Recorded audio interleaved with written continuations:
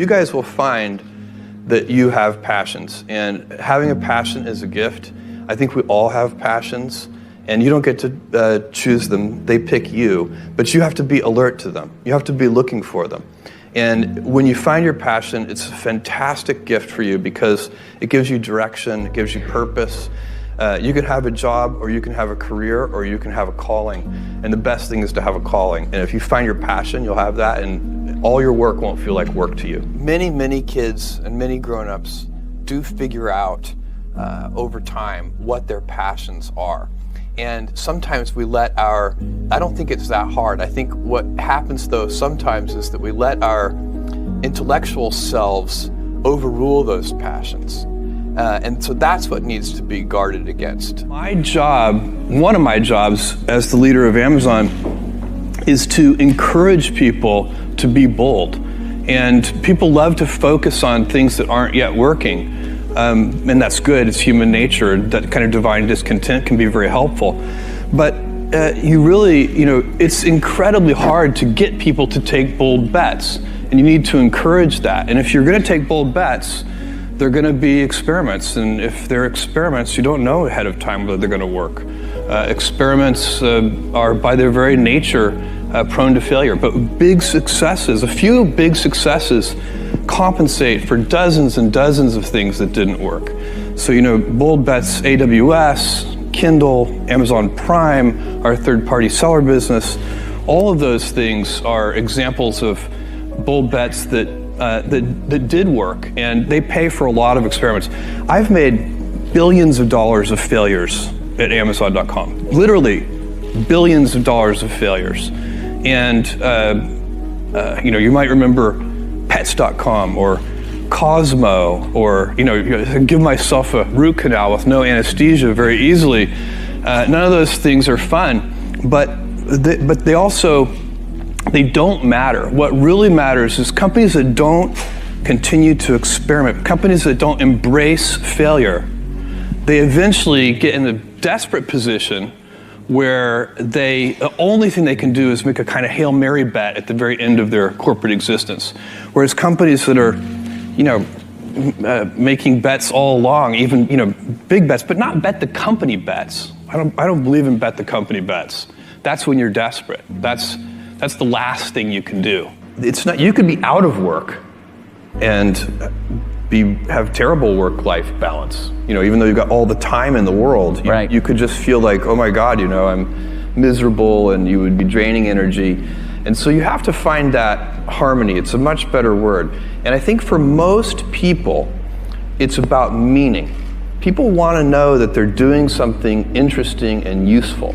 And for us, because of the challenges that we have chosen for ourselves, we get to work in the future. And it's super fun to work in the future for the right kind of person. You need to be nimble and robust. So you need to be able to take a punch, and you also need to be quick and innovative and doing new things at a high speed. That's the best defense against the future.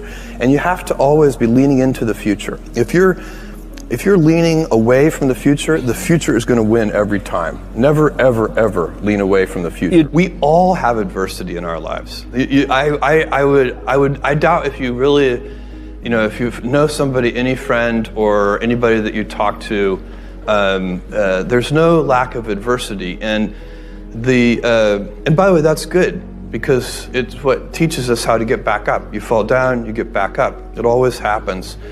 And you get certain gifts in life, and you want to take advantage of those. But I guess my advice on adversity and success would be to be proud not of your gifts, but of your hard work and your choices.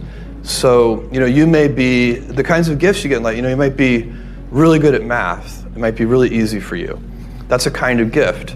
But practicing that math and taking it to the next step, that could be very challenging and hard, and take a lot of sweat. That's a choice. You can't really be proud of your gifts because they were given to you. You can be grateful for them and thankful for them. But your choices, you choose to work hard. You choose to do hard things. Those are choices that you can be proud of. Being an inventor requires, because the world is so complicated, you have to be a domain expert. I mean, in a way, even if you're not at the beginning, you have to learn enough so that you become a domain expert. But the danger is once you become a domain expert, you can be trapped by that knowledge. And so inventors have this paradoxical ability to have that 10,000 hours of practice and be a real domain expert and have that beginner's mind. Have that look at it freshly, even though they know so much about the domain. And that's the key to inventing. You have to have both. And I think that is intentional. I think all of us have that inside of us, and we can all do it, but you have to be intentional about it. You have to say, yeah, I am going to become an expert, and I'm going to keep my beginner's mind. You can't skip steps. You have to put one foot in front of the other. Things take time. There are no shortcuts, and but you want to do those steps with passion and ferocity. It's easy to have ideas. It's very hard to turn an idea into a successful product. There are a lot of steps in between, and it takes persistence, relentlessness. So I always tell people who are, who think they want to be entrepreneurs, you need a combination of stubborn relentlessness and flexibility. And you have to know when to be which. And basically you need to be stubborn on your vision, because otherwise it'll be too easy to give up. But you need to be very flexible on the details, because as you go along pursuing your vision, you'll find that some of your preconceptions were wrong, and you're going to need to be able to change those things. So I think taking an idea successfully all the way to the market and turning it into a real product that people care about and that really improves people's lives is a lot of hard work. Don't try to chase what is kind of the hot passion of the day.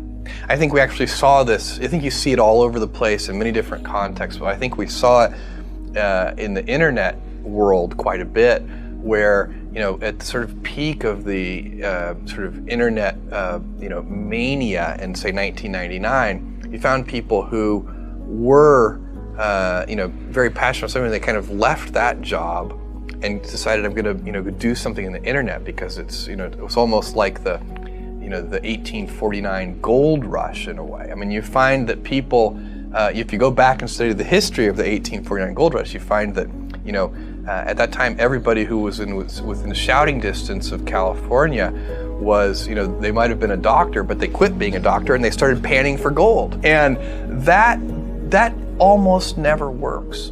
And even if it does work, according to some metric, financial success or whatever it might be, I suspect it leaves you ultimately unsatisfied.